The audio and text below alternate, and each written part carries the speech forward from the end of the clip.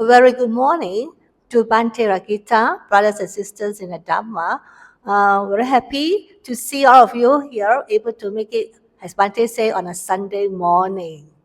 Okay, so without any delay, we know that very well about Bhante Rakita. He's been a Venerable Rakita Samarera, originally from the UK, has been practicing Vipassana meditation for over 30 years and was ordained in the Thai Vipassana tradition under Venerable Ajahn Tong. He has trained under several respected Theravada teachers, including Sayadaw U Pandita, Ajahn Brahm, Venerable Sujiva, and Bhante Punanji, and has visited over 150 temples across 9 countries. Since 2013, Bhante has been actively engaged in meditation teaching, compassionate community work, and values education in the Philippines, supporting underprivileged communities through mindfulness, education, and charitable service. Known for his warm, relaxed, and joyful teaching style with gentle humor, Bhante guides tranquility and insight meditation sessions, emphasizing mindfulness, loving kindness, wisdom, and practical application of the Dharma in daily life. And today, Bhante will be sharing with us on the topic, the talk with no name. I was being attracted by such interesting slides. Okay, especially the cartoon figure. Bhante will be sharing with us about true stories. That's what usually Bhante has been doing, always through stories and humor and reflection. This talk will explore how identity is constructed from memory, perception, and social agreement, rather being something solid and permanent. By examining roles, reactions, and the stories we tell ourselves, the talk gently loosens attachment to identity and points towards a lighter, more flexible way of living.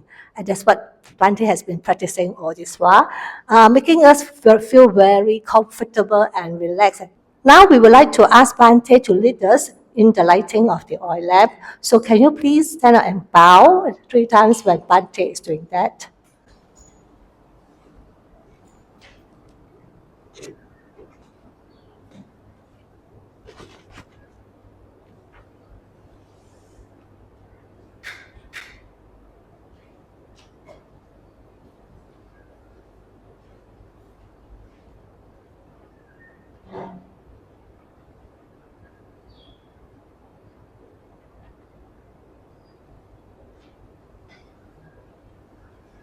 So good morning, everyone. Thank you very much for that very generous and pleasant introduction. I've got a lot to live up to. Namo tassa bhagavato arahato samma sambuddhassa. Namo tassa bhagavato arahato samma sambuddhassa. Namo tassa bhagavato arahato samma sambuddhassa. Okay. So this is talk 19, the talk with no name. I just want to introduce it. So hi, everyone. In our last talk, Doctor Who, Doctor No, we began with a question that sounds almost too simple. Who are you? Not your name, not your occupation, not where you were born, not the family, not your achievements, not needing your beliefs. Who are you? Most of us answer that question almost automatically. We reach for a description, a role, a memory, or perhaps an opinion about ourselves. We spend years carefully constructing a picture of who we are. And much of our energy goes into protecting that picture. When someone praises us, we feel encouraged. And when someone criticizes us, we feel wounded. When life doesn't match the story written about ourselves, we often experience anxiety, disappointment, or even anger. Have you ever wondered whether the story and the storyteller are actually the same thing? So this talk, I'd like to explore one of the Buddha's deepest and most liberating teachings, not as abstract piece of philosophy, but as something we can observe directly in our own experience. Because again, this is not a talk about getting rid of yourself, nor is it about pretending you don't exist. It's about becoming curious about the thoughts that say, this is happening to me. Curious about the feelings that say, I must protect my reputation. Curious about the quiet habit of building an identity from memories, expectations, successes, failures, and labels. Now, the Buddha didn't ask us to believe anything blindly. He simply invited us to look carefully, to observe, to investigate.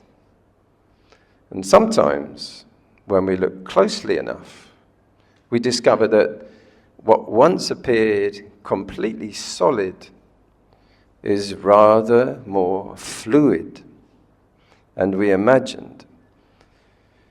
And as always, we'll explore these ideas through stories, a little humour, some practical reflections drawn from everyday life. My hope is that not that you leave here with just theories. My hope is that you leave with better questions. Questions that you can carry into your own meditation, into your own relationships, your work, and your daily life. Because sometimes wisdom doesn't begin with finding an answer. Sometimes it begins with becoming genuinely curious about the question. So, with an open mind, not an open mic, and a relaxed heart, perhaps a little chance to smile at ourselves from time to time, let's begin. Okay, the talk with no name.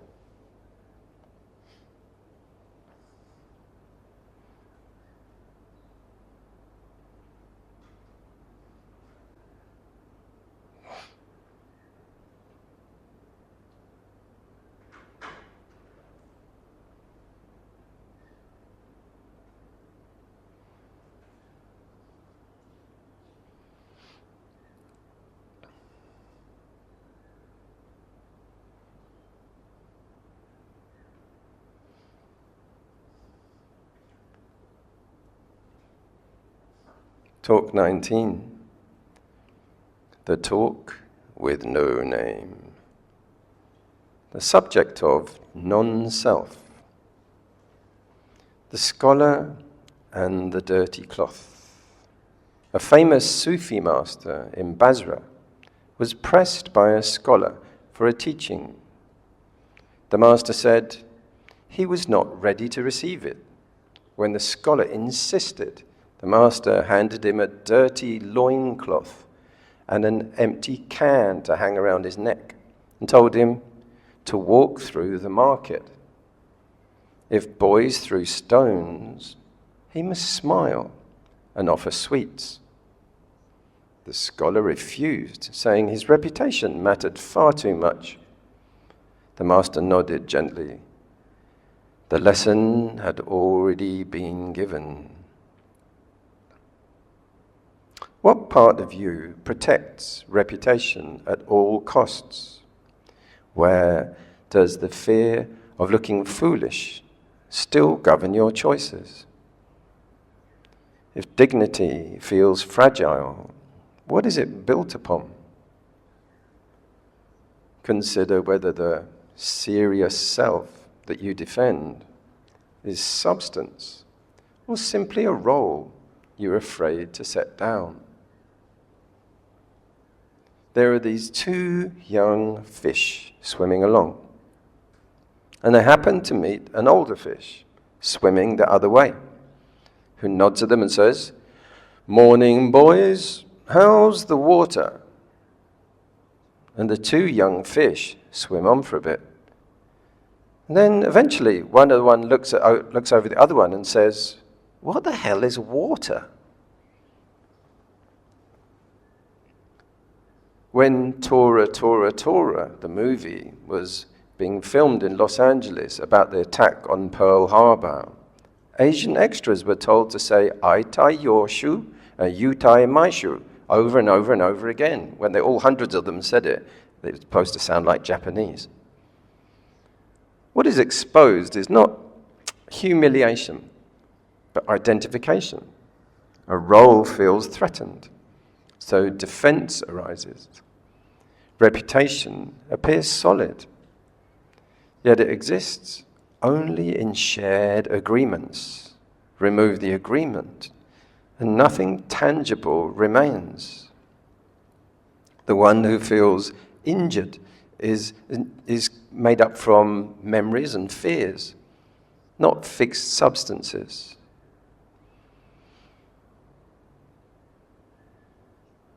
Zhuangzi's butterfly dream.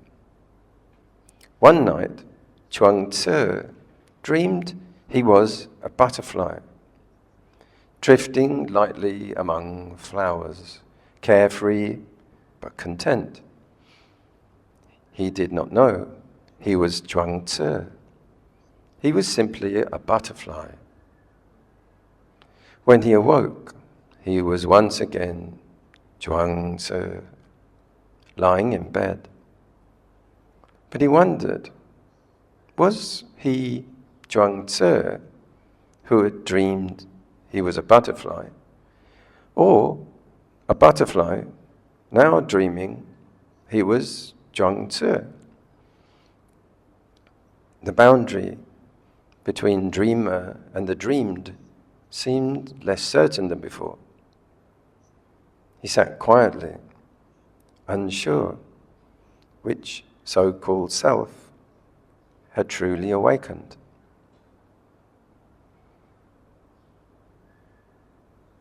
Pause during the day and take 3 slow, deliberate breaths, noticing how identity tightens in the body. Let the breath soften it. Each evening, write down 3 ordinary things you are grateful for. Gratitude shifts attention from defending image towards appreciating what is already enough. Recall a moment when protecting image limited your growth. What changed when you allowed vulnerability instead? Reflect on whether your recent choices were guided by reputation or by values that you truly respect.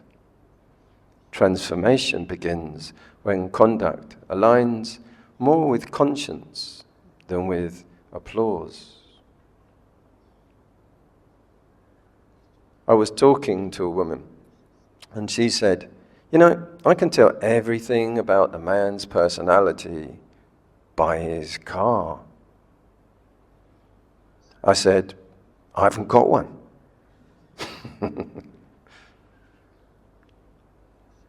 Bit of Shakespeare, all the world's a stage.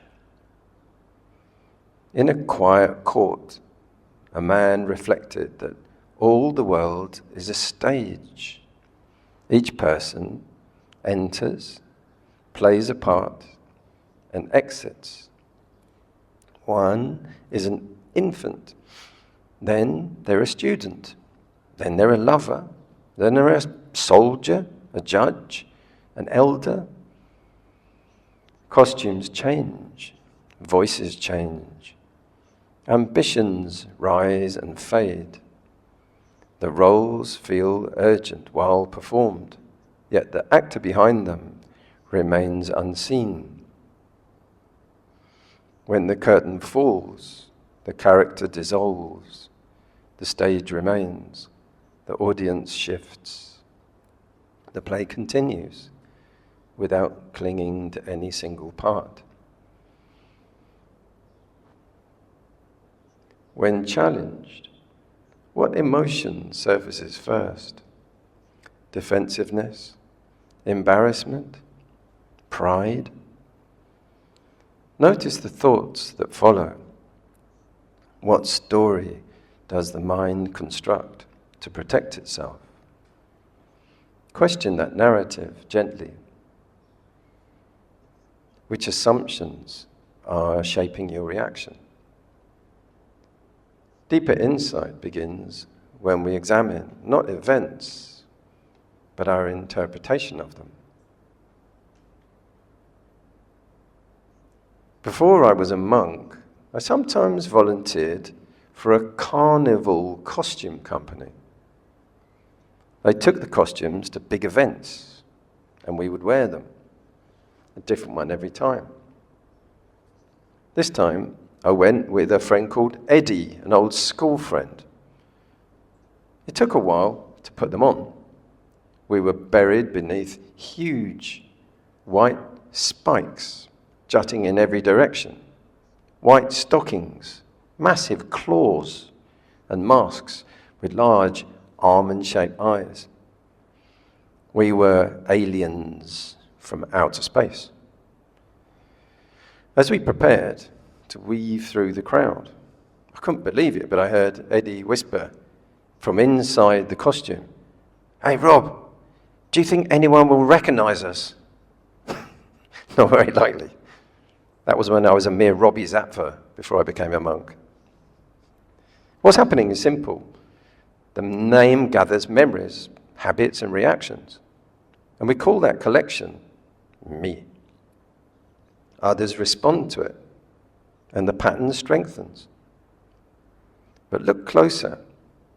There are thoughts, feelings, actions, yet no solid owner behind them.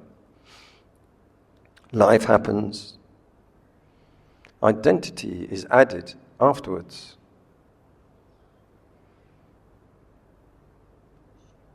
The Ship of Theseus. A famous ship was preserved in a harbour for generations. Whenever a plank rotted, it was replaced. Whenever a mast cracked, it was renewed. Over time, every board, sail, and nail was exchanged for new parts. Visitors still called it the same ship. One day, someone gathered all the discarded original planks and rebuilt them into another vessel. Now, there were two ships. Which one was the real Theseus? The one with the smooth, new, continuous form? Or the one with original, rotted, cracked pieces? The harbour fell silent. Who could answer? When distress appears, pause and notice the thought, this is happening to me. Gently question it. Where is the me located? In sensations? In memory? In reactions? Feel the body directly. Experience breathing without adding a story. Observe how feelings change on their own. Ask, is this owned or simply arising? Loosen identification rather than fighting sensations. Remember, others experience similar processes. Take one, small, kind action, without making it personal.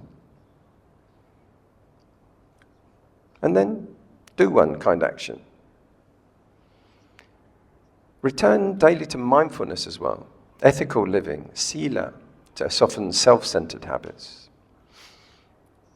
What story are you telling about who you are? Hero, victim, expert, outsider? How does that narrative shape your purpose and choices? Step back and view your life philosophically. If identity is a changing storyline, what remains when the role shifts? On an intensive retreat, disassociation from self-identity really increases. I sometimes enter a room and think, hey, look at that. There's a bag just like mine. Oh, wait a minute. It is mine, which is okay. It's when it starts happening with my hand at the end of my arm that I really start worrying. Hey, look at that hand. It's just like mine. Oh, wait a minute. It is mine. Here's the Chariot Analogy from King Milinda's questions. King Milinda asked the monk, Nagasena, "Who are you?" Nagasena replied, "Nagasena is just a name." The king pointed to a chariot and asked, "Well, what made it a chariot? Was it the wheels, the axle, the frame, the reins? None alone was the chariot. And apart from its parts, there was no separate chariot to be found. It was only a convenient designation, just a name." Likewise, Nagasena said, what we call a person is merely parts assembled and named. There's nothing real there. Pause and notice what quietly supports you. Breath, shelter, teachers, opportunities. Gratitude steadies perspective. And then observe your present actions carefully. Are they aligned with clarity or driven by habit? Mindful reflection reveals how small choices shape experience more than circumstances themselves. 2 lifelong friends promised that whoever died first would return and describe the afterlife. Their greatest fear, that nothing awaited them. Years later, Dan died. Benny grieved and waited. 2 months later, Dan's voice whispered, "Benny, Benny." Benny said, "Is that you?" "Yes, it's wonderful. I wake up in the morning, I eat greens, I run in the sun, I love again, I rest, and I repeat that all day long across wide open fields under endless blue skies and soft grass stretching far beyond the horizon." "Amazing," Benny said. "Heaven? Heaven? No, I'm a rabbit somewhere in Australia." He's been mixing mitosis. Notice how quickly the mind says, "I am this," or "I am that." As soon as a success appears, "I did it." A mistake appears, "I failed." Yet both are just moments passing through awareness. Events arise, reactions follow, and a story forms. The self is the story, not the happening, it says. The story, the king and the beggar. A weary king slipped out of his palace, disguised as a beggar, curious how his people lived. That same night, he wondered what was going on inside, but mistaken for royalty, another person, after donning a lost cloak, was brought into the palace and treated as a king. Each lived the other's life for months. The beggar grew confident, giving commands. The king learned hunger and humility. When their identities were revealed, both hesitated. Which life had been more real? It turned out that the crown and the rags felt strangely interchangeable.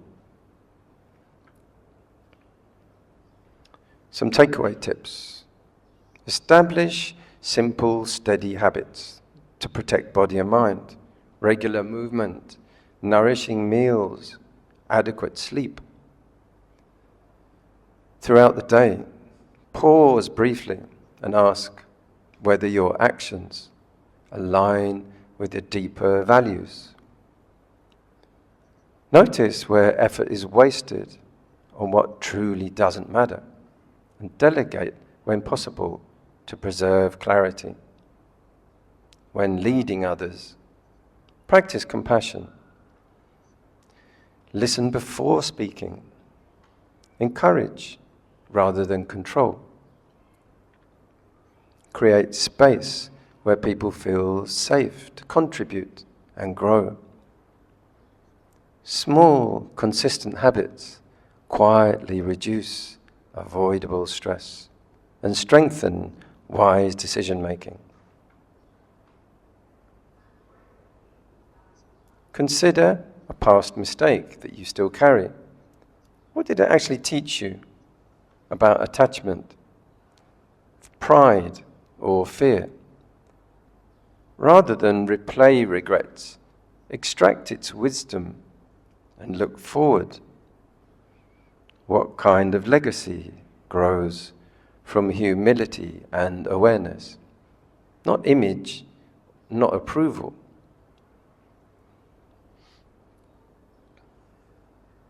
A man rubbed a bottle and a genie came out. Okay, the genie said, "What's your wish?" The man said, "I want all ladies to love me." Very well, said the genie, clapping her hands. Fudoosh! The man turned into a bar of chocolate. Sorry for any ladies who got offended by that one. The world's greatest problem. A young reporter spotted a Buddhist monk at the airport and said, "What's the world's greatest problem? Global warming, hunger, corruption?" The monk smiled. "Who are you?" "Oh, I'm a reporter." No, that's your job." "Oh, my name is John Bennett." No, that's just your family name." "Oh, okay. I'm a human being then." "No, that's your species." Back and forth they went like this, till the reporter just laughed and said, "Okay, I admit I don't know who I am." The monk nodded gently. That confusion, that is one of the world's greatest problems. Noticing how your understanding sounds shifts over time. What once felt solid may now seem more flexible. How have your ways of thinking, deciding, and solving problems matured? Growth appears not in adding identity, but in seeing more clearly how it forms and how it dissolves. My school friends and I, we still stay in touch online. Recently, there was a school reunion, and all the guys were there. A classmate said to me, "You know, your ears must be burning." I was feeling very proud, but it turned out he was only saying that because he'd sold me some Duff reject Bluetooth earbuds that overheated. Look closely at experience. Sensations arise, thoughts comment, emotions move, decisions follow. Each appears and then fades. Nowhere can a fixed controller be found. There is functioning, responding, adjusting, but no solid center directing it all. The sense of me is a useful label, not a separate entity. In The Mosquito and the Bull, a tiny mosquito buzzes around a bull, stinging him and boasting about how much pain he's causing and how important he is. He tells the bull, "I hope I'm not wearing you," and promises to leave if the bull has had too much. The bull barely notices and replies, "I didn't even know you were there. You can leave for all I care." The lesson on non-self. This story highlights the inflated ego, the self, the mosquito, which believes it is the center of the world. The lesson is that we're often less significant than we think, and the world operates fine without our personal drama or interference. To make it good, establish simple daily habits that support clarity of mind and steady energy, nourishing food, sufficient sleep. Take brief reflective pauses during the day to ask whether your actions align with your deeper values.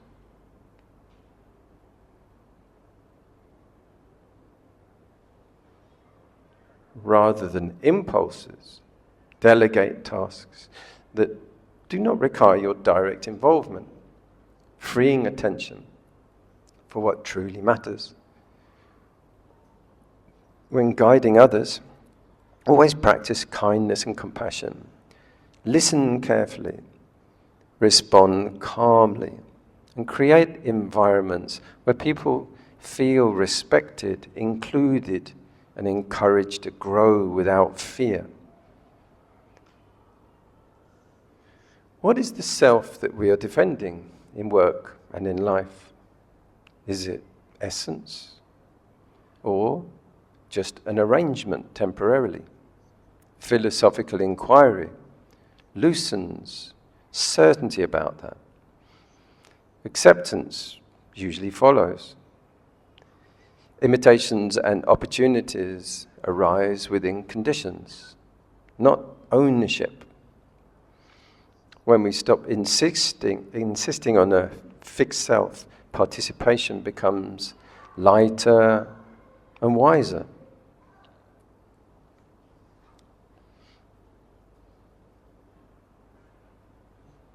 Recently I learned you can iron a tablecloth directly on the table while it's still damp from the washing machine. I was pleased with how smooth it looked. I tried the same method with my crumply robes, but the scars on my chest are still healing slowly. Doesn't work like that.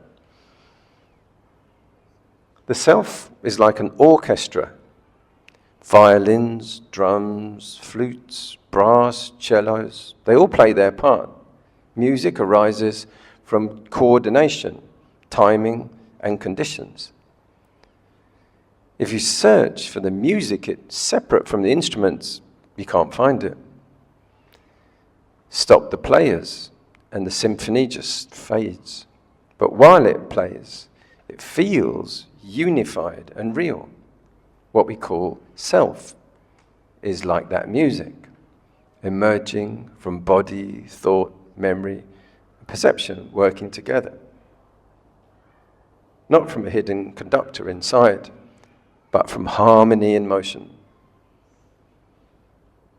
While working at a show called The Blind Boys of Alabama in England, I was taping white strips on black stage steps for safety. The stage manager bent down and said, Rob, they are blind. They weren't going to be see anything anyway. Later, during the peak of the show, the band walked down the steps in line, holding shoulders, singing into the crowd. We stared, we followed them, we're staring a bit more, and then I looked at the stage manager and said, can you see them? He said, no, they were gone. We had lost the band. They had merged into the infinite crowd. The self is like a whirlpool in a river. We can point to its shape, yet no drop remains. The pattern holds while water constantly changes. When currents shift, it vanishes. It was never a separate thing, only movement, arranged briefly in form. What we call self is continuity, not solidity. Memory links moments together, and we assume a single owner runs through them. But each moment is fresh, thoughts new, feelings shifting, perceptions changing. The thread feels unbroken, yet it is woven from passing events, and it's not permanent. Pause and observe how quickly the word I appears in thought, emotions, memories, and reactions. Why are you unhappy? Because 99% of everything that we do and think is for this self, and there isn't one. There is thinking, reacting, striving, remembering. No solid owner behind them. Samsara continues when we defend an imaginary center that cannot be found or secured.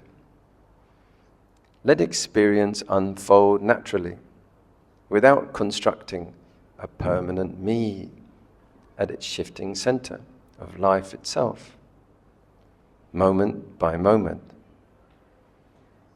The self is like a username online. Posts, memories, reactions gather under one label. Others respond as if it was solid, yet it's only a name, linking changing content. Remove the label, and nothing substantial remains, just organized information. Because identity is flexible, growth is possible. Because the story of me can change, you're not trapped by the past.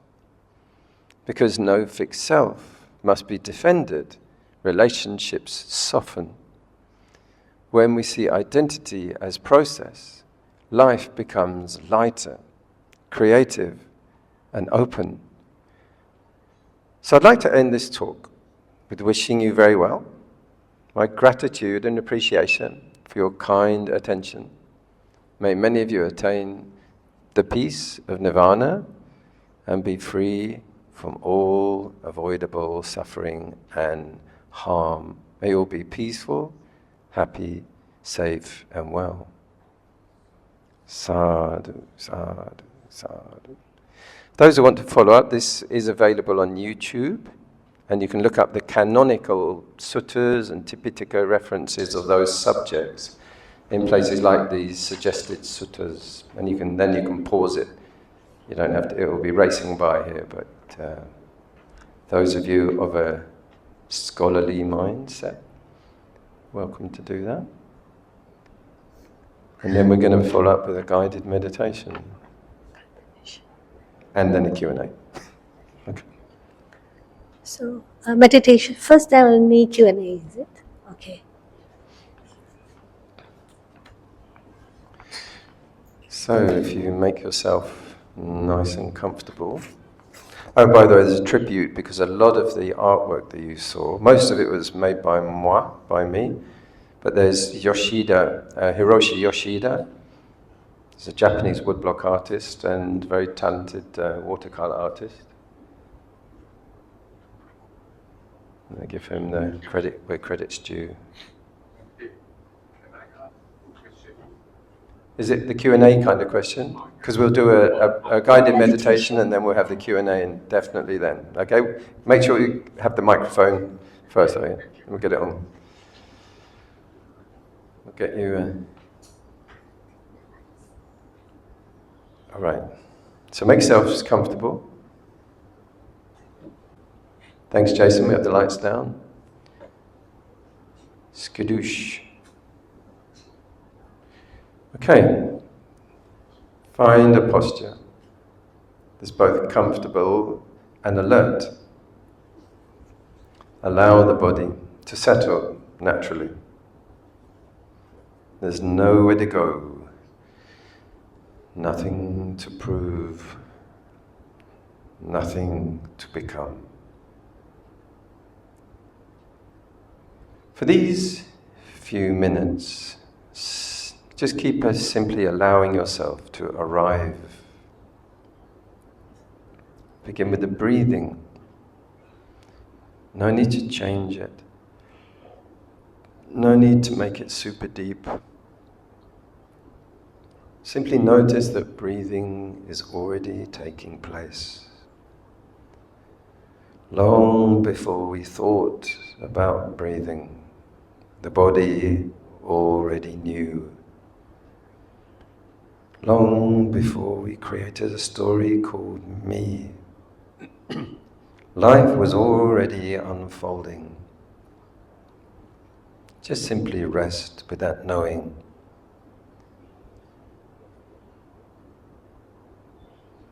As you breathe in, know that you are breathing in. As you breathe out, know you're breathing out. Simple, natural, effortless. Notice the content of the body with the chair or the floor or the cushion.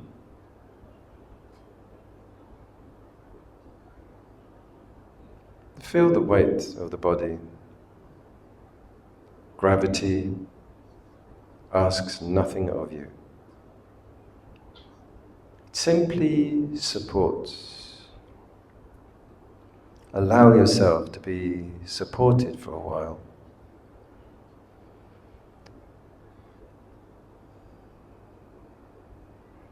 Now, begin to notice sounds.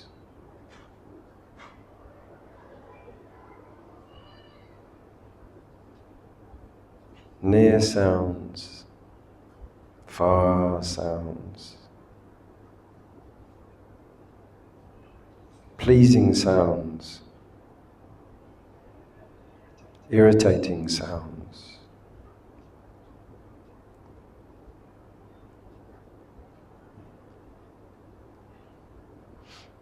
Notice that awareness receives every sound equally.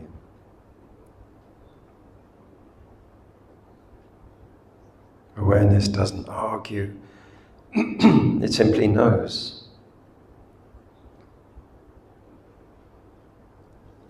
Notice bodily sensations, like warmth, like pressure, like movement.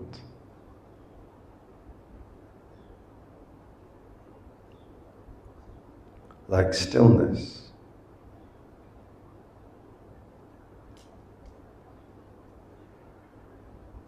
Notice tension. Notice ease, absence of tension. Now, allow every sensation to just come to you, remain, and then pass. Without rushing to improve it, without needing to explain it.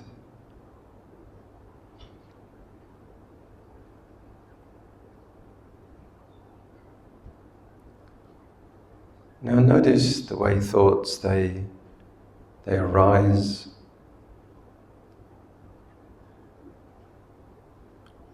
how they remain briefly and then disappear. Then another thought comes, then another, like clouds moving through an open sky. You don't have to follow every one of them. You don't have to believe in every one of them. Simply know they're there. Thinking is happening. Perhaps a thought appears, I'm not doing this properly, I'm not good enough. Simply notice that too, that it's another thought, not a fact. Just another event passing through awareness.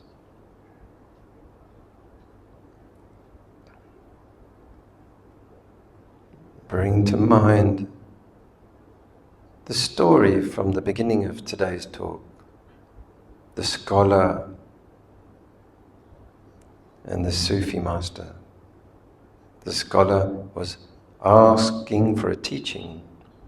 Instead, he was given a dirty cloth and an old tin can to wear it through the marketplace. He refused. So it's not so different from our monk's robes and an alms bowl. Same kind of thing. He refused. His reputation mattered far too much.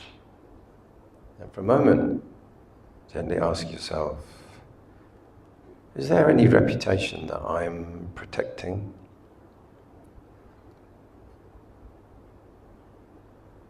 Not just intellectually, just quietly notice without answering too quickly.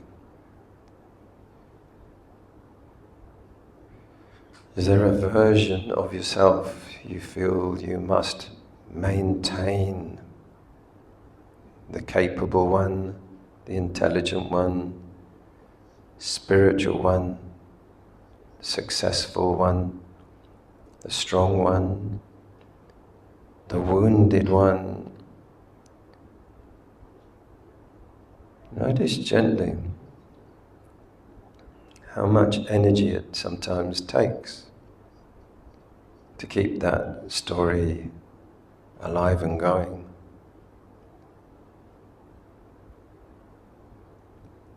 Return again to just one breath.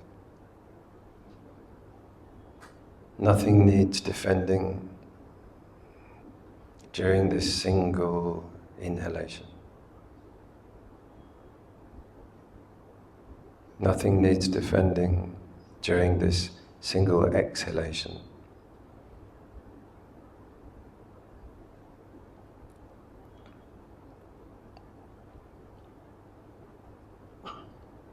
Remember the story of the young fish? What the hell is water? Perhaps we also move through identities. They're just so familiar that we hardly notice them. Monk, teacher, parent, friend, professional, failure, success. Those labels become like water, so familiar.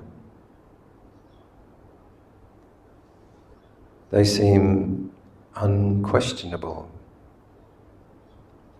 Simply notice the labels without trying to remove them. Just notice. Now allow awareness to become interested, not in the label, but in direct experience. This breath, this sensation, this sound, this moment, before language arrives, before the commentary begins.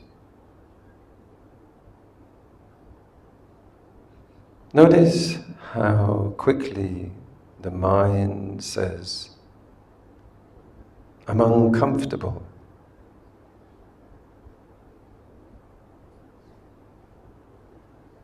Could it instead simply be, discomfort is present?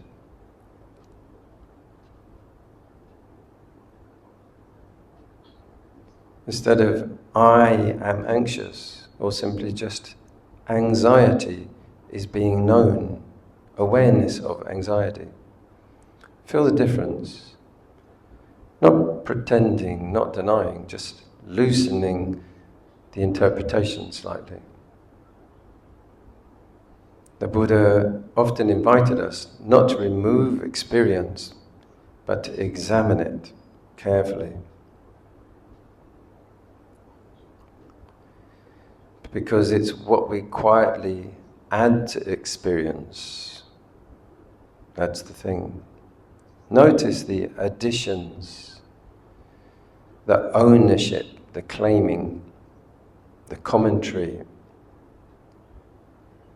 the story. Then gently return to breathing.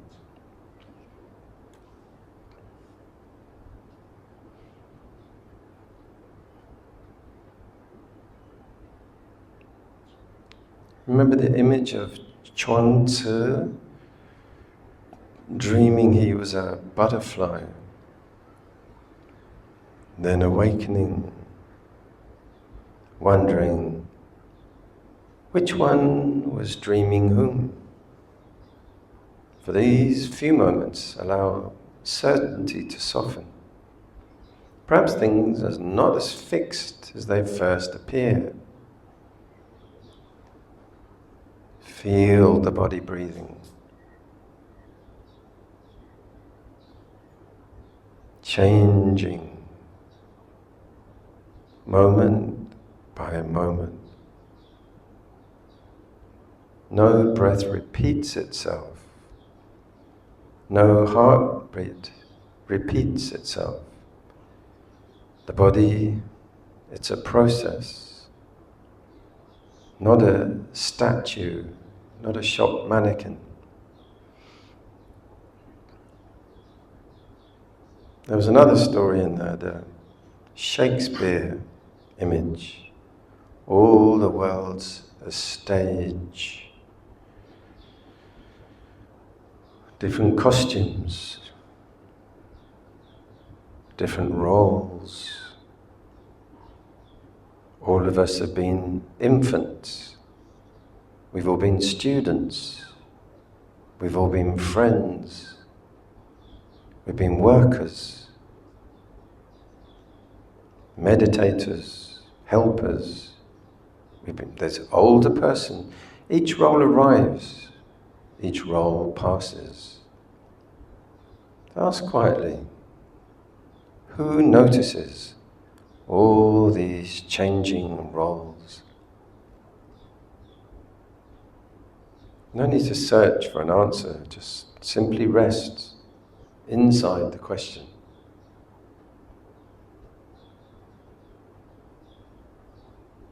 Notice how thoughts create a character called me. Then another thought arrives and rewrites the character. The story changes. The storyteller changes. Yet awareness quietly remains.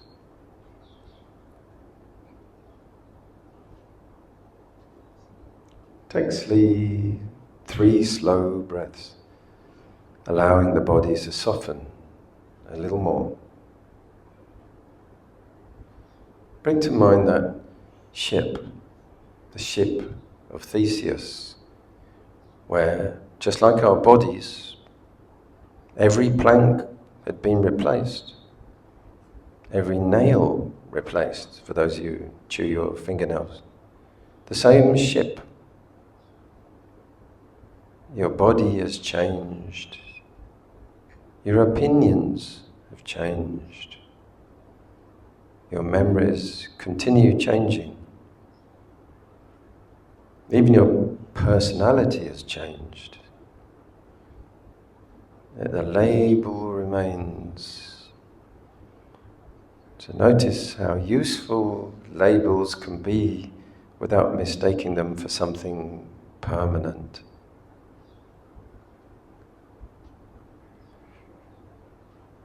So try to become curious.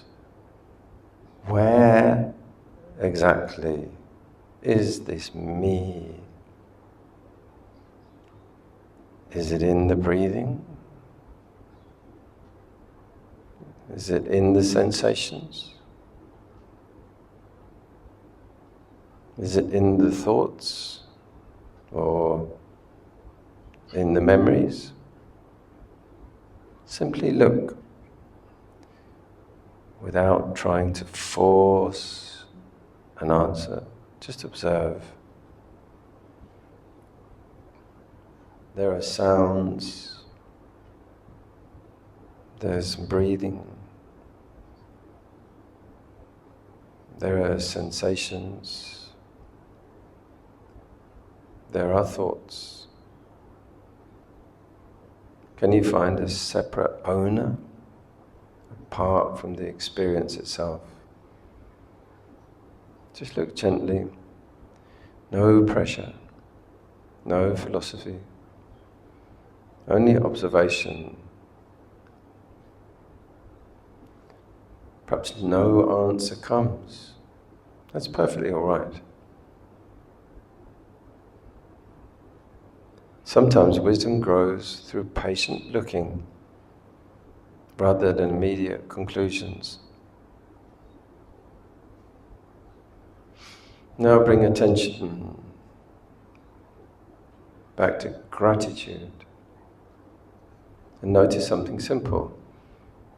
This breath, this room, people who have helped you, teachers, food, kindness received.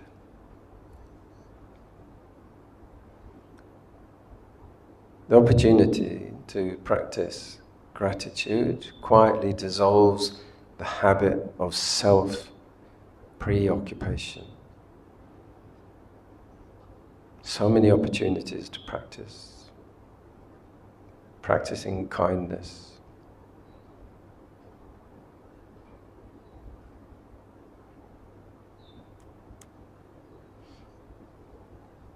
Now allow someone else to enter awareness. Someone you care about.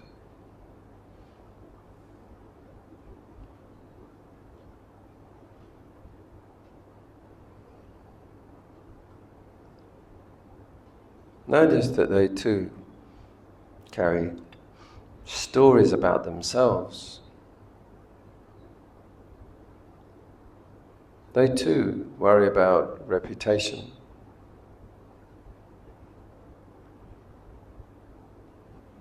They too defend identities.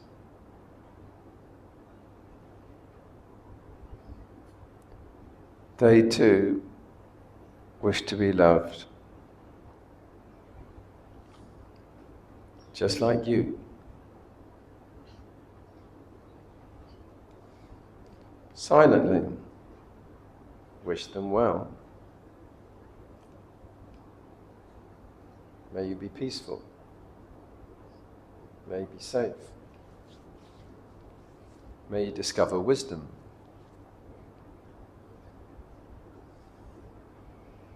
Now include someone neutral. Someone you barely know. Someone who works at a shop or something. They too carry invisible burdens. Think about them and think, may you be peaceful. May you be happy. Perhaps now, someone difficult.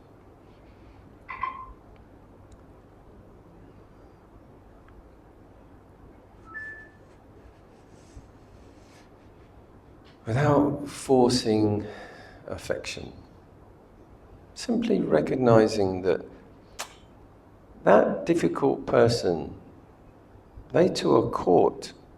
They're caught inside stories. Maybe stories about you, but they're caught in their own identities and their fears. Change the story, mate. May you also find peace. Think that about them. May they get free from those prisons they're in. Their views, behaviours, job. Now include yourself. Not the image of yourself, not the biography, not the reputation. Simply this living being that's breathing here and now. That's learning here and now. We're all growing here and now. Sometimes we're confused. Sometimes we're peaceful. May I be kind to this life. May I stop fighting every passing experience and relationship. May I learn to meet life without needing to defend every opinion, without needing to defend every success or dwell on every mistake. Bring to mind that chariot story, the wheels, the axle, the frame, the seat. None alone is the chariot. Together we give it a name. So too, our body, the feelings, our perceptions and thoughts, our consciousnesses, just coming together for a while. They're useful, functional, yet they're always changing. Rest quietly without understanding. Think of music, like an orchestra, many instruments playing together. Music appears, yet no single instrument contains the music. Like a whirlpool, beautifully visible, yet made entirely of flowing water. Like a username that we use, holding together many changing experiences without being a permanent owner. Let the images settle, not as theories, just as gentle invitations to loosen the grip, just a little. Finally, return once more to the breathing. Nothing has to be solved. Nothing has to be achieved. Simply breathing, aware, present, open. As this meditation comes to an end, perhaps notice that life has continued perfectly well for these 25 minutes without needing to strengthen or defend the story of me. Perhaps there is a little more space, a little more kindness, a little less urgency. Take 3 slow breaths.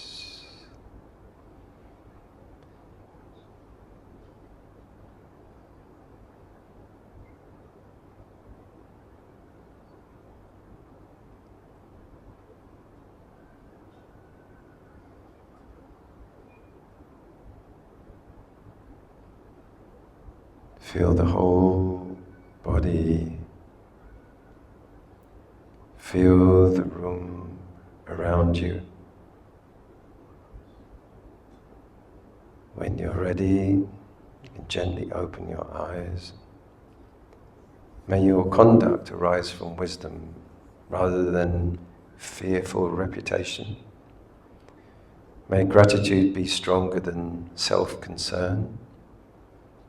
May your heart become lighter as the story of me becomes softer. May you be peaceful. May you be happy. May you be safe. And may you gradually become free from all avoidable suffering.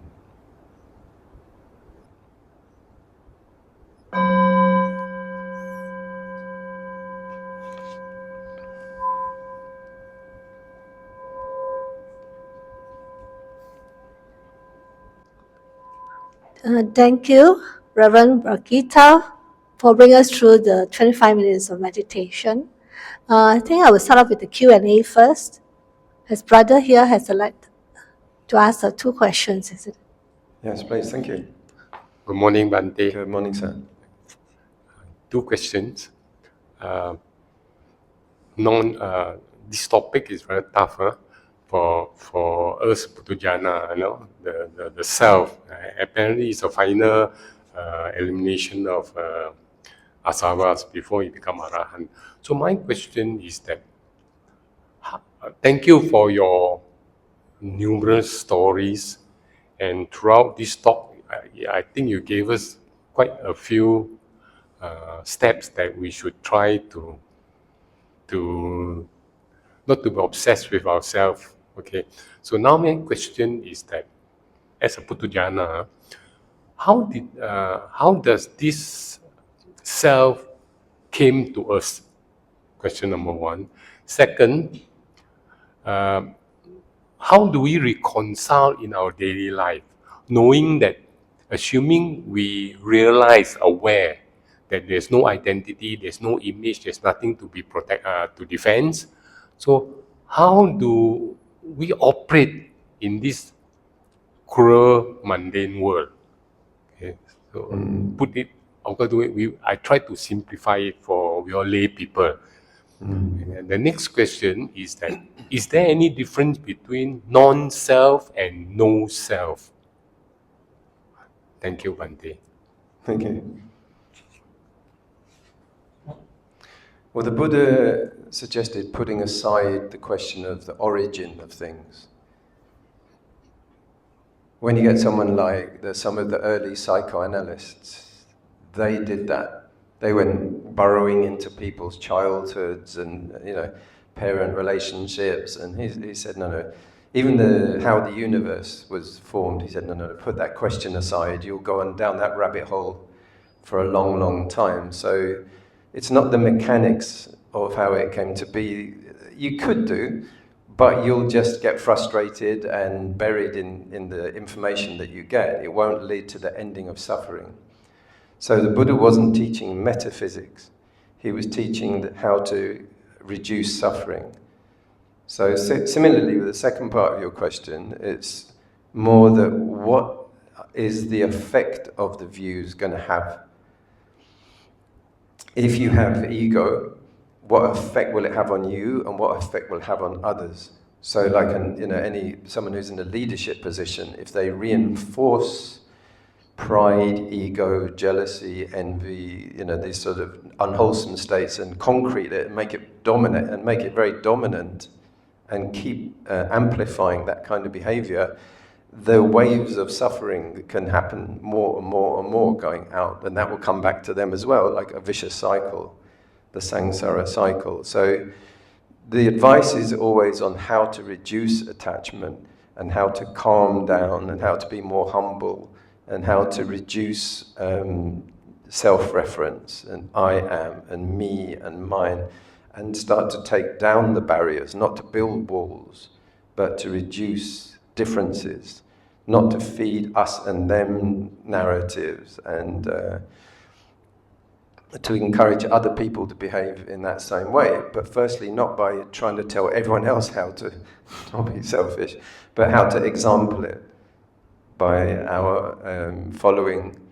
There's a lot of guidance as well in the precepts, which tend towards less self, not to harm, not to grab things, and not to be territorial, not to abuse sensuality, not to lie and deceive and gossip and bitch about people.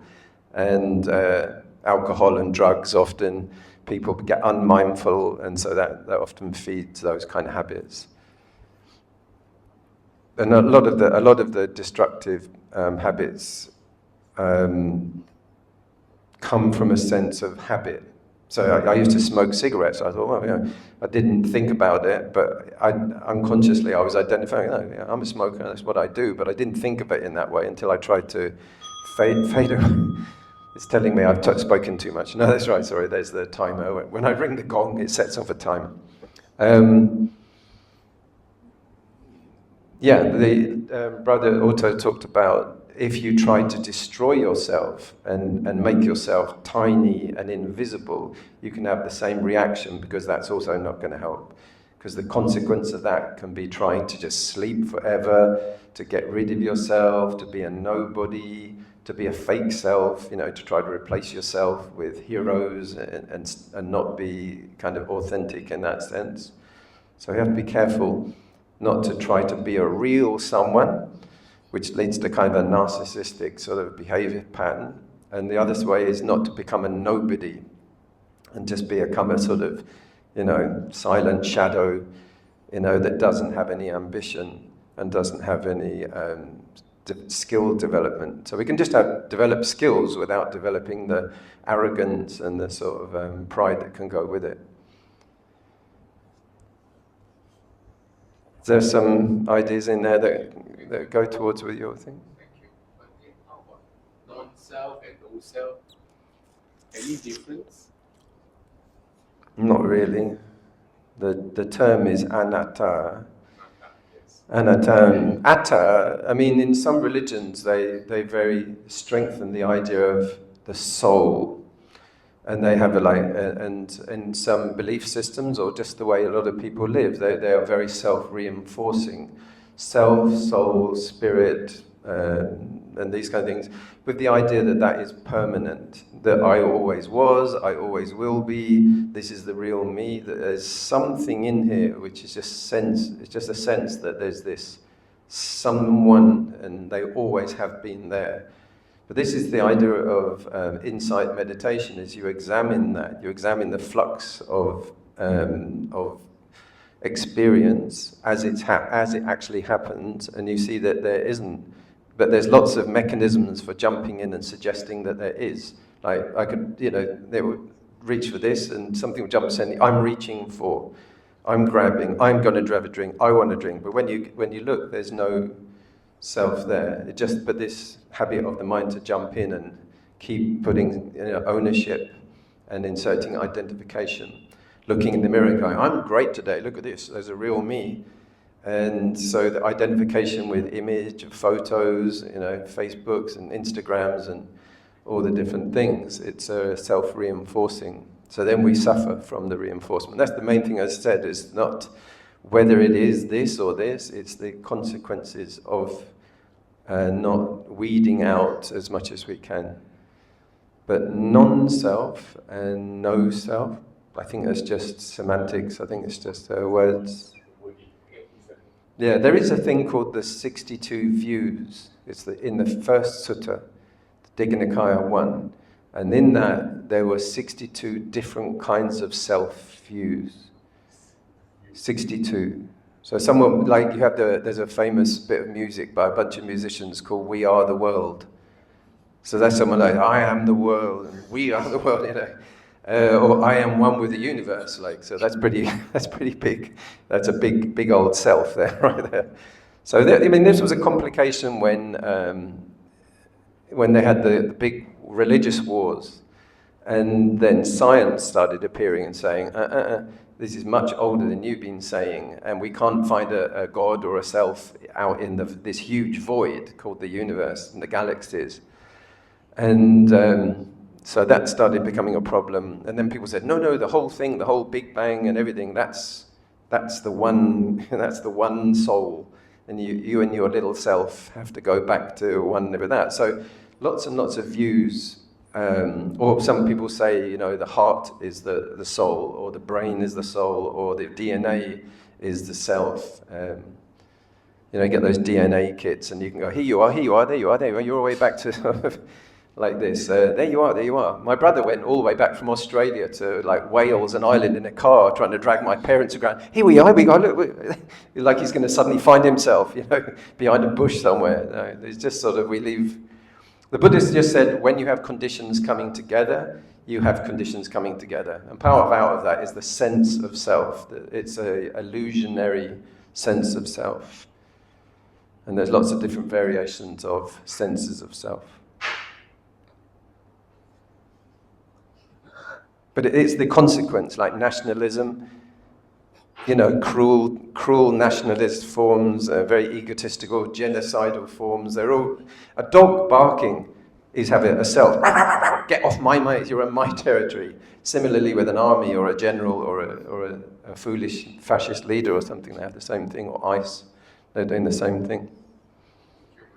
Any more questions? You'd like to forward to Bhante here? Please, yeah, bring them on. Gentleman at the back.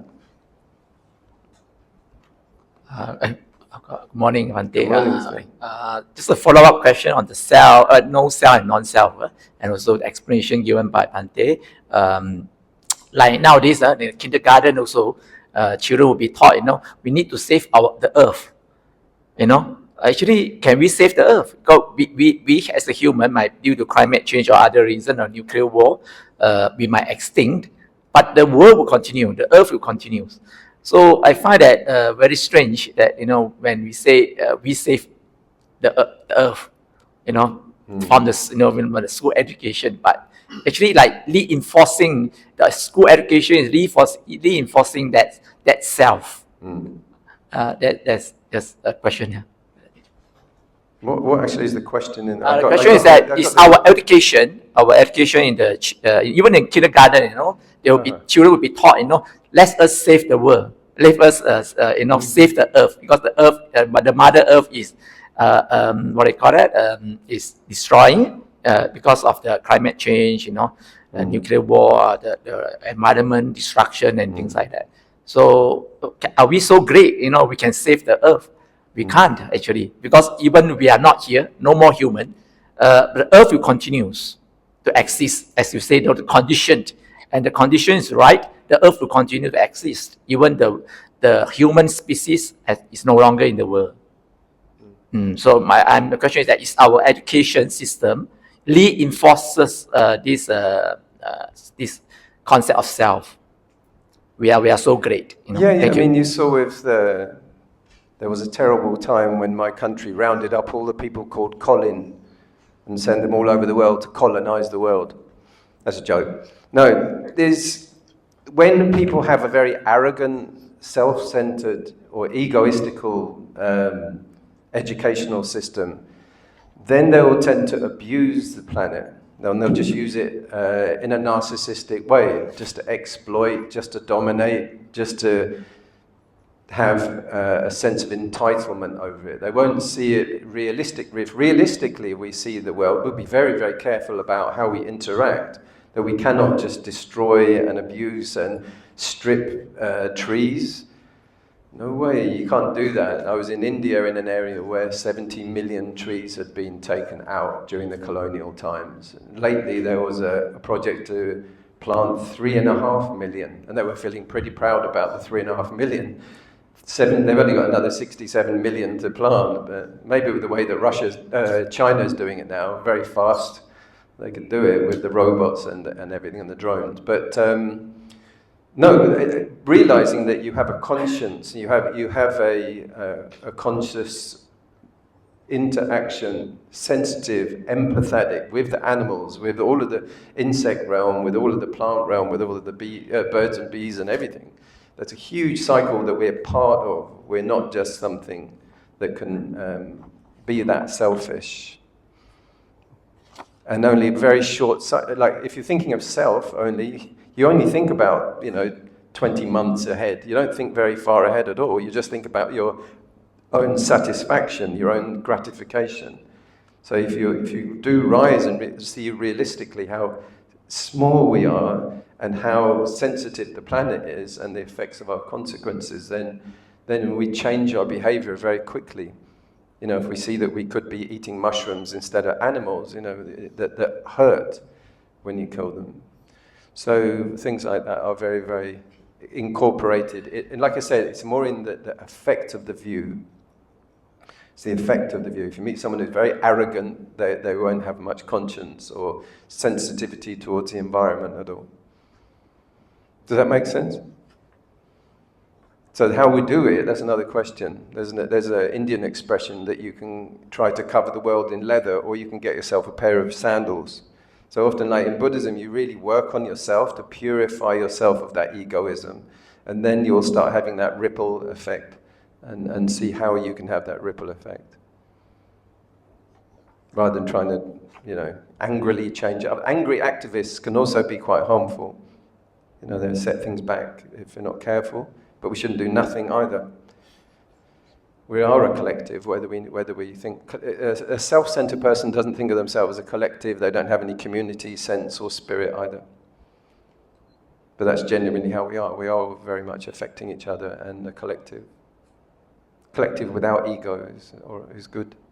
In fact, it's very good. It's much better than egoism. Any more questions from the floor? Bhante, I would like to follow one question myself. Please, yeah, do.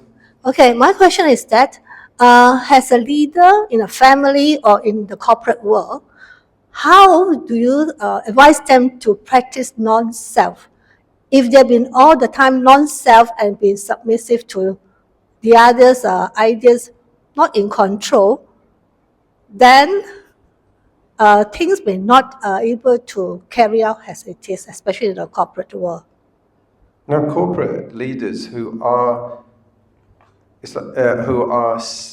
client-centered, they're concerned with listening to the needs of their workers and their clients.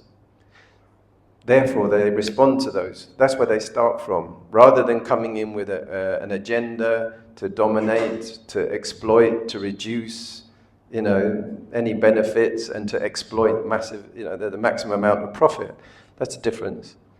So the difference between someone who is cruel and someone who's kind and generous, someone who does consider the needs of the people who are under their watch, and if they're only concerned about gratifying their own desires and their ego's desires for a sense of power, that's a big difference. The Buddha had this 10 qualities of a noble ruler, for example. You can compare that with some of the administrations that we've seen over the last 10, 15 years.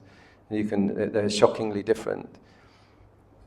But generosity, compassion, and those are extremely functional. And the more that is in the corporate world, the better. And it's not that corporateness equals egoism. It doesn't. There are many, if you look at Tzu Chi Foundation, the Taiwanese organization, they've got 10 million members. So they do an enormous amount of good. And they were put in the top 100 influential people, Master Cheng Yen, by the New York Times. So they have an enormous influence. It's just a different influence than someone who's bombastic and cruel and vain and exploitative and lies and deceptive. So it's the best form of leadership. It's not that it's incompatible. It's the best form of leadership. If you're honest and if your workforce trusts you and you're giving them fair tasks and you're treating, not like a fascist dictator, like in the Soviet time, people had no reason to work or do anything better because they just got the same treatment all the time. They were just treated like machines. But then people who are responsive in a humanistic way, then you get the best out of people because you're responding to them as humans. I know. You're not from Sri Lanka or Malaysia. I'm from Germany. Oh, okay. Entschuldigung. Thank you very much for your speech. You're very welcome. I have a personal question because in my experience, the more I meditate, the more I become conscious about the roles, the self, like what I think I am and what others think I am and how I should be, how I should react, how I should live my life. And you said one example because of social media and Instagram, the names, the username. So I was reinforced for some time about my username, how I give myself to the outer world, like which pictures I post and so on and so on. But the more I meditate, the more I become conscious about this process inside of me. But sometimes it felt like when I become more conscious about it, I feel more, I don't want to be more conscious about it because it's so much coming up because of the process inside of me, because I'm conscious about this, what's coming up more and more. Have you felt something similar in your process of meditation over the years and years? Did you cross maybe some moment, a threshold, and then it becomes more silent, or are you only conscious every time if something pops up in your mind like a self, and you noticed it, that it pops up, or will it become more silent after a special threshold? Yeah, the answer is yes. The brother used the word patujana. Like there's this pre-stream entry, and then pre-stream entry, the mind is very preoccupied with self, I, me, mine, and then it can start to sort of shift a bit like a spiritual self, but it's still very much occupied with self and identity and others' thoughts and impressions. So then once if you get into doing more effective practice will clarify this and will start to quieten the mind and will start to empty the self. So you start often like good actors, like we had the Shakespeare thing. Good actors, when they go into a movie production, their mind is completely empty. You know, they're not full of well, what's everyone's going to think about it, what the people in the front row, what's the cameraman thinking, what's the director thinking. No, they become very, very clear. And then the memory and the mind and behavior can flow quite comfortably because the training is that, the training has supported that. So training it are things, there's actually quite a few things, not so many things at the core of the teachings, learning about the 5 aggregates. Once you realize that, well, you penetrate to realizing the nature of the 5 aggregates, that the body is not self, feelings are not self, perception is not self, the main mind states are not self, and their main functions, which can be understood, and then the 6 sense doors. Once that's clarified through meditation, and with a good guidance and clarity about the theoretical and the practice, self-preoccupation really comes down. Or anxiety about self. Am I this? Am I that? Am I right? Am I wrong? Or not? You get more guidance. So it's like learning to drive. Once you've got the main things, like once you know how to reverse a car into a space and you've actually learned it, you go, okay, I don't have to worry about it now. Before that, you're like, no, everyone's going to be looking at me because they haven't really got quite the hang of it. So it's similar like that, or with musical training. If you start doing it, it's all going to go wrong. So you feel self-conscious. But once you've got the hang of the scales, the chords and the main things, or maybe reading or working with a good teacher, your confidence and the doubts. Doubts split the mind. And the split mind, you know, breeds a lot of this proliferating. We call like breeding, like banging a wasp's, a bee's nest. The mind goes up with 1,000 irritations. So yeah, so like progressing with the skill of meditation, definitely after some time, and it can take quite a while, or it will calm down for a while, and it might, you know, and then that's what it's talked about, gradual teaching, like the ocean, getting gradually deeper. It's not like a poof, you know, like a big whammy. It's more like a gradual, like with musical training or with car driving training or with weightlifting. You look like you do weightlifting, so you don't go straight in and, you know, just try to lift a huge weight. You'd do yourself damage.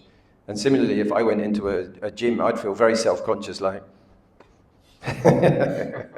same thing, and I would have to learn, you know, through the different machines and the different exercises, you know, how you gradually get it. And then after 3 years, I'd be feeling quite calm and confident.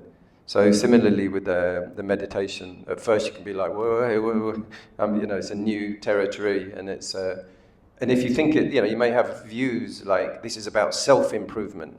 So you're actually trying to improve a self rather than dissolve identity. So these are kind of shifts, you know, and you go, oh, right, you know.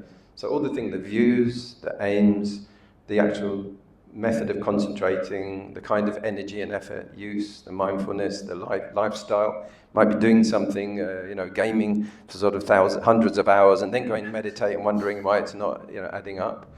Or diet, or, you know, night clubbing, or drugs, or whatever it is. There's other things that gradually need to be purified for the clarity to arise. So yeah, so a lot of different things of supports, and that changes as you go along. It's one time it's a teacher, another time it's an environment, another time it's a you know, a study. Another time it can be a long retreat or a brief retreat or a companion group or whatever it is. So those all, and there's no black and white, you know, that needs using, as you develop more your intuition, you can trust yourself internally rather than it being external as well. Thank you very much. Entschuldigung, es war länger her, ich habe keine Deutsche gesprochen. Was that vaguely right? Was that correct? I understand it, yeah. Yeah, there's a difference. Right, it was right. Oh, thank you. Yeah. Thank you. Thank you. Any more questions from the floor? Please, yes. Thank you. Just a follow-up question. It's very interesting, the explanation given by Bhante to the German friend. This question is on behalf of children. That nowadays, children like video games. But the way video game, a video game, okay. So how do we navigate this kind of video game with meditation? You know, like the way you explain is when they are nervous, you know. I just can imagine that how my children are playing video game. It's something like that, you know. They are very nervous in the beginning. Could they come to the stage where you say the meditative stage, whereby they become calm, they become more skilled, then they become, as you narrated just now, you know? Is it applied to video game? Thank you. Gaming is a skill. And it's rewarded from clicking and killing, or clicking and jumping, or clicking. So it gives you a small thrill each time. It's like every time you do it, you have a little chocolate drop, click, chocolate drop, click. So that's only satisfying. It's only got a certain level of satisfaction. And then the other skills that will get you employment, or skills that will get you respect from friends, skills that will get you a girlfriend or a boyfriend, that will get you money. You realize that there are millions of people doing the chocolate drops, clicks, you know, that you're really a bit of a low-level addict, and that you're not going to get much back from that. It's not really giving you much benefit. It's giving you a little bit of pleasure. But even that pleasure is not so satisfying, because you lose sleep. The sleep cycles cause trouble. You get aggressive. You know, that it's not that, it's like I say, it's like kind of like smoking. I used to think smoking was good because it got you, you know, respect and other things, but you realize it's a very low bar. So you learn to, with your wisdom developing, which is a chicken and egg with it. The more wisdom you develop, the more you're likely to want to meditate. And the more you meditate, the more your wisdom will feed back that you go, actually, no, I don't want to do the gaming. I want to go and, I want to do this other thing. So I've been teaching someone a skill to go dog walking, who has a lot of gaming use, that the dog walking is actually paid, and it's a constructive thing. You actually have to, the dogs are quite complicated. So you get a sense of reward because you're learning relationship skills and you're learning responsibility. And then after you've done a lot of something like that, that's active and responsible, you'll sleep well. So the reward is much better. So that's kind of how you upgrade your life. Firstly, it's acknowledging that this is a pretty low-grade existence of spending all your time in your bedroom, killing digital sort of things. And then you want to improve. You might want to travel, blah, blah, blah. A lot of ways that you want to upgrade. You realize, oh no, I really actually wanted to be a vet. I wanted to be a doctor. I wanted to be a dentist. I want to have money. I want to drive a BMW. But to drive a BMW, I need to go through these skills of training and then getting a good job. And then, I want to have a family. When you acknowledge those things, then you can start taking down the power of the addiction, part of it.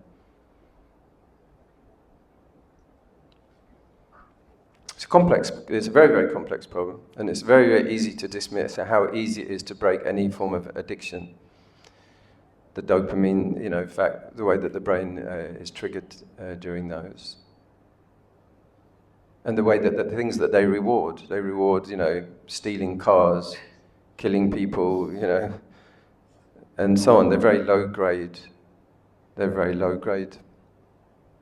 form of thing to impose on, put out. But this comes with freedom of choice.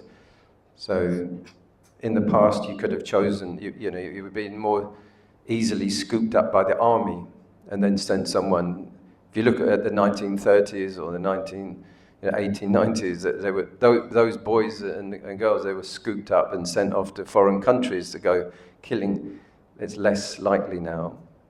So it's a kind of echo from the past where it's being channeled in a certain way, but then still have to get the power, build up the willpower to decline it. Say no, thanks. I won't choose that. I'll choose this, and then build up your wholesome wisdom.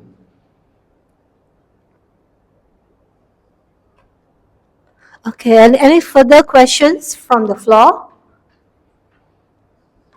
If no, we would like to round up the talk for today. Thank you. We'll say thank you very much to Reverend Bhagavad, who has been sharing with us with a lot of interesting stories, how he fabricates the values of non-self through all the stories and virtues that we need to follow. It's very interesting. I feel that it is always remember we need to be feeling with gratitude with whoever has been giving us appreciate of their action. One thing it is we need to do not think about our reputation, stay back and view our life. Always keeping in appreciation of what they have done for us. We will, no matter where we need to extract wisdom from our experiences and mistakes that we found and move on. So listen carefully and respond with encouragement rather than with reaction. So here, our life is just like an orchestra of symphony, of musical instruments arising from thoughts and sensations, emotions and perceptions need to be, relax on that. Identity is flexible, that's what Bhante has shared, and this will enable growth, which is more flexible. As our teacher, the Lord Buddha, has always tell us that we need to observe and investigate, especially ourselves, become non-self. Okay, so we like to put our hands together to say sadhu 3 times to Reverend Rakita for his interesting talk. Sadhu, sadhu, sadhu. Thank you. I'd like to dedicate the merits to my teachers, particularly the late Bhante Punyaji and the chief now, who's a present incumbent. Also my parents. My mother's passed away and my father's getting on. So I'd like to dedicate merits and sharing with that as well. And I'm grateful for the many, many, many, many teachers that I've spent time with over these last more years than I care to count. So thank you once again, and particularly all the way back to the Buddha, without which none of this would be happening right now. So let's share merits with our ancestors and living and passed on, seen and unseen, near or far. Idang me nyatinang hotu sukhita hontu nyateyo. Idang me nyatinang hotu sukhita hontu nyateyo. Idang me nyatinang hotu sukhita hontu nyateyo. I'll do a blessing in general for everyone to be protected by the Buddha, the teachings, and the Sangha community. Bhavatu Bhavatu Sapa Mangalang Rakantu Sapa Devata Sapa Buddha Nupawena Sada Soti Bhavantu Te Bhavatu Sapa Mangalang Rakantu Sapa Devata Saba Dhamma Nupawena Sada Soti Bhavantu Te Bhavatu Sapa Mangalang Rakantu Sapa Devata Sapa Sanganu Bhavena Sada Soti Bhavantu Te. Sadhu, sadhu, sadhu. So may you all be happy, free from all avoidable suffering.